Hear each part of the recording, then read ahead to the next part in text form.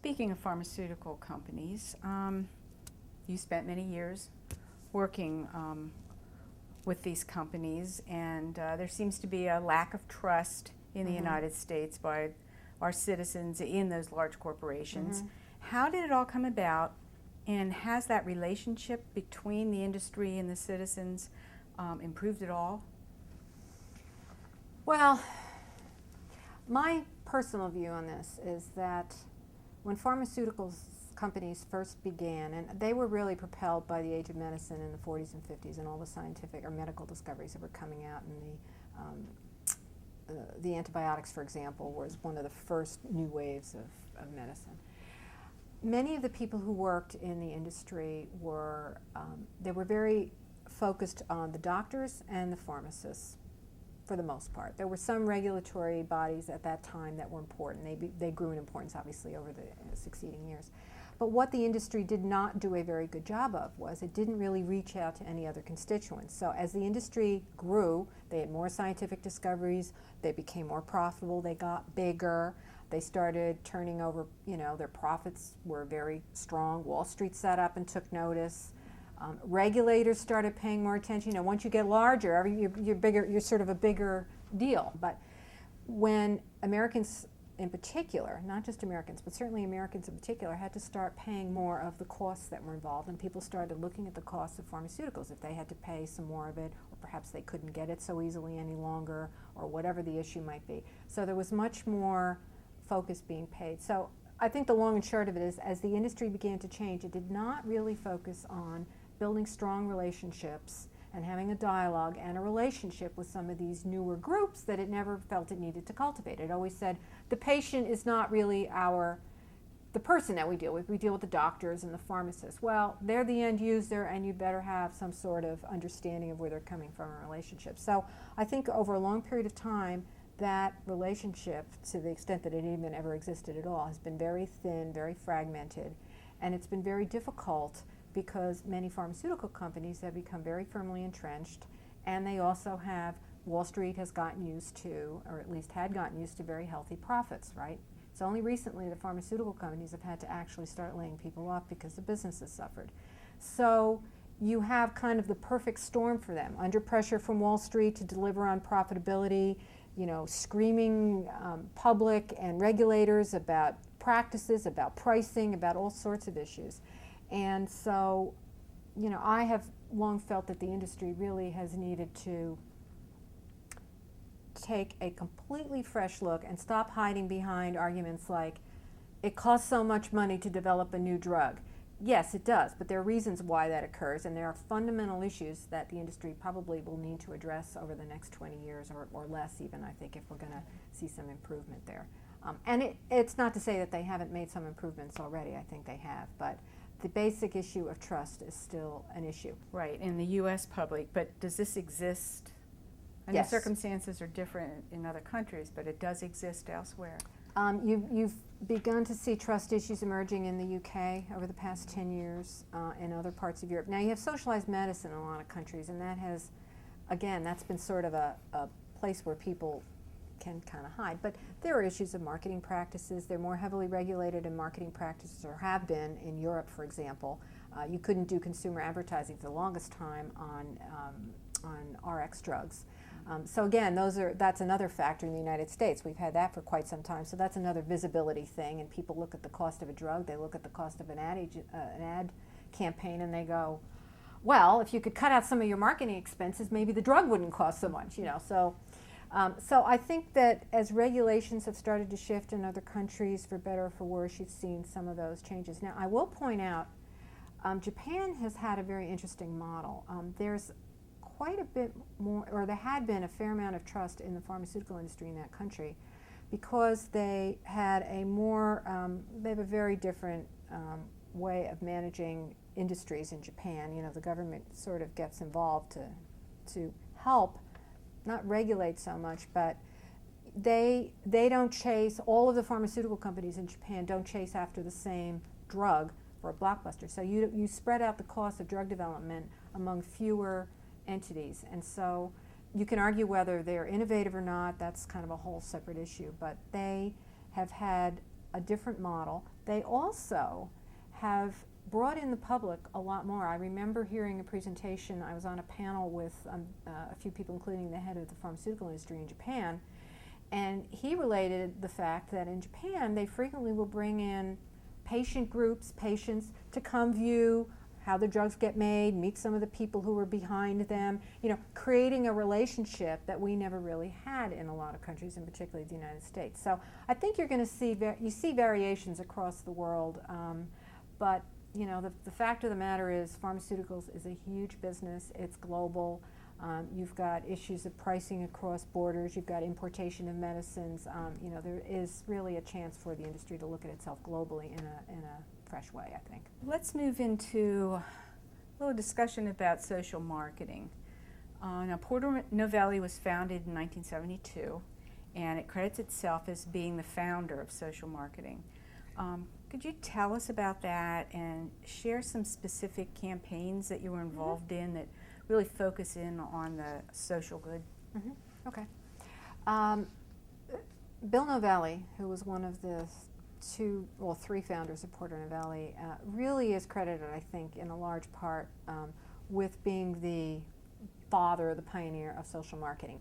He was actually an advertising guy.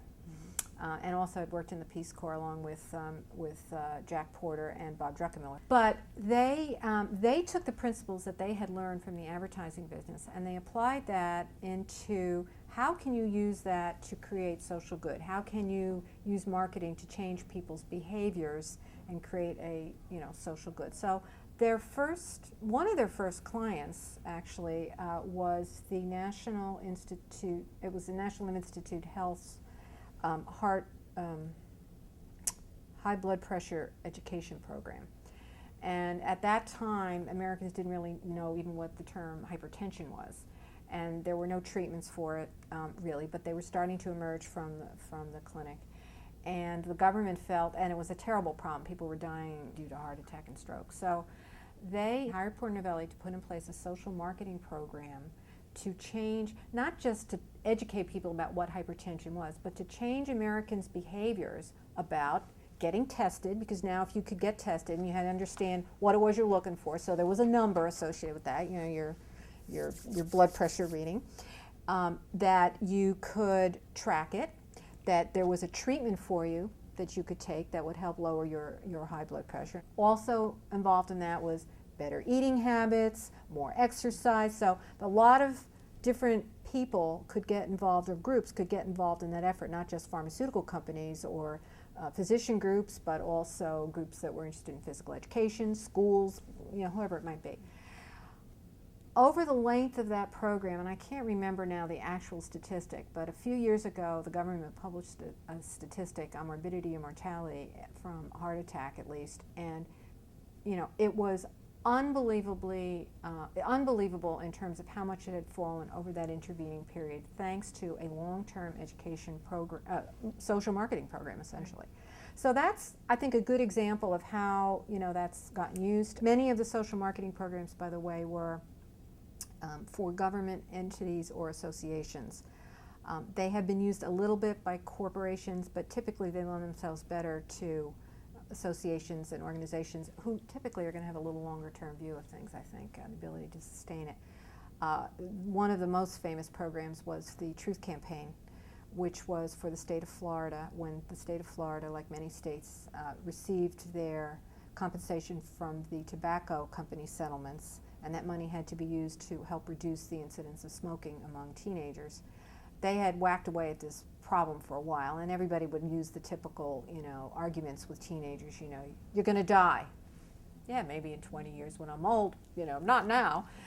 Or smoking makes you unattractive, I don't think so. All the cool kids in school smoke. So none of those were working, but what happened when we were brought into the campaign, we did some more research on teenagers to really understand what motivated them, and we found they did not trust business, big business. And in particular, they felt that tobacco companies were very manipulative.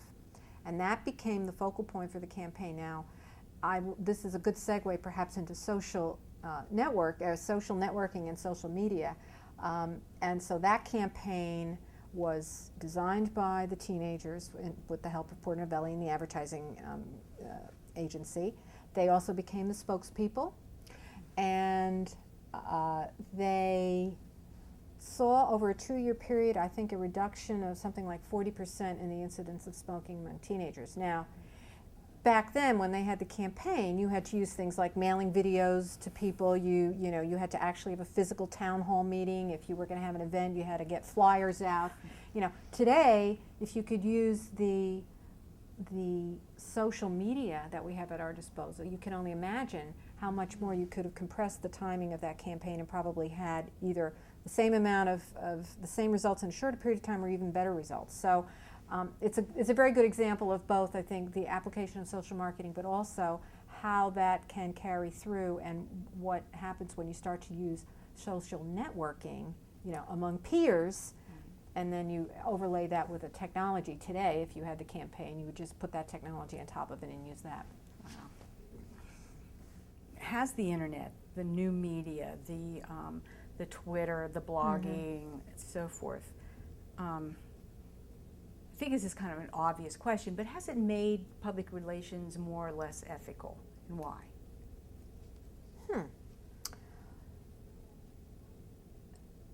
I think that it should, in the end, that sort of begs the question as to whether or not public relations was unethical to begin with, right. Which I would say from a practice standpoint, I don't believe that to be the case. I have always believed, even before the advent of the internet in such a big way, that if you were doing some research for a company or a client, you were the PR person or the agency, and you were doing some competitive research, it would be patently wrong to call up a competitor and pretend, I'm a student, at X university, and I'm doing some, research on your company. Could you tell me about blah, blah, blah? I mean, a lot of people did that, and that's just wrong. I mean, that is not what our profession is about. I mean, one of the PAGE principles? The first one, tell the truth, right? So if you're predisposed to lie or to misrepresent yourself or your company, it doesn't matter, pre or post-internet, you're going to do that anyway. It's the same thing with Sarbanes-Oxley. If you were going to, like Enron, misrepresent and falsify and lie, cheat, and steal, essentially, Sarbanes-Oxley is not going to necessarily prevent that. That behavior will continue. So I think it's a sort of a behavioral issue. What I do think has changed is that due to all of the social media tools now to us, the transparency now is so much greater, and it's immediate. You really have no margin for error. As we like to say, there's no place to hide. So actually that should be very liberating, and it should be very good for public relations. There are no more rocks that people can hide under, or if they can, not for very long. So I think what that has highlighted for our profession, however, is that we have to really be incredibly vigilant about transparency issues, not just the way we practice our craft, but for our organizations, whether they're our own companies or organizations that we work in, or whether we're agencies and work for them. I think that that is what has really changed, I think, forever the environment in which we operate in. What are the abilities and characteristics that senior staff look for when they're interviewing potential employees? I mean, hopefully 10, 15 years down the road, scholars, but also some students are going to be looking at this. And Okay. What are the kinds of things that they should know, that they need to understand? Well, I think certainly there's the technical part of our craft that changes. I mean, 20, 25 years ago, media pitching, for example, was an important skill. It isn't to say that skill is not important in its current configuration today, and probably will look different again in 20, 25 years. Writing, I think, has always been, I can't imagine, won't continue to be important to us as in a profession. How you present yourself, how you present your ideas, those are important skill sets for our profession. I think there are others that are emerging. Perhaps they should have been as important 25 years ago.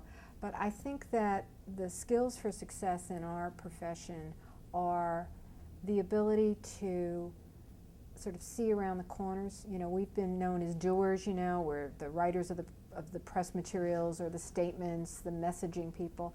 You know, what we need to understand now in a much more integrated world, much more complex world, you know, all the drivers that we have, the three main drivers that, you know, the Page Society has identified between globalization, stakeholder empowerment, and the new media, or the you know, I'd like to think of it as social networking on steroids with the new media. But you know, those trends have really created a much more complicated environment for us, and the potential of public relations in that, I think, is huge. It's a great opportunity for us, but we have to really step up our game as professionals. You know, we can't just go in the corner and write our thing or send emails out, or you know, write the web page, or whatever the current state is of the communication side. You know, we have to be leaders. We have to help motivate our companies. We have to participate as leaders, you know, earn our place, you know, as a senior leader and a function that is helping drive change or helping organizations deal with change. I think the current state of change that we see now, I don't know what that looks like in terms of history, but you know, they say that change keeps accelerating with each passing year or second or whatever. That's just going to continue, and I think the ability for our profession to help organizations deal with change and what that means in terms of their relationships with all the different constituents that they have to deal with in order to be successful is huge, and that requires a lot of those skills of listening, of being calm, of having a little sense of humor, of being self-aware, of being confident but not arrogant, of knowing what you don't know and not being afraid to say, I don't know, but I will take care of it. I mean, for us, the worst sin to you know, is to build a situation in which we're not trusted. You know, we say we'll do something and then we don't follow through. That's sort of true of any job, I think, but particularly in our profession, we have, you know, such a high premium on trustworthiness that is incredibly important for our ability to survive. So we have to understand all the different stakeholders that an organization deals with. We're the only people really, at the end of the day, inside an organization that has that broad view. Nobody else has that, except maybe the CEO. And even then, you know, we're probably best suited to really help guide organizations through that. Does that mean that we run everything? No. Does that mean that, you know, the marketing function isn't, you know, just as important in a different way? No. But, you know, our role has to really be one of being the guide for that web of relationships that an organization has to develop and cultivate in order to be successful. Mm-hmm.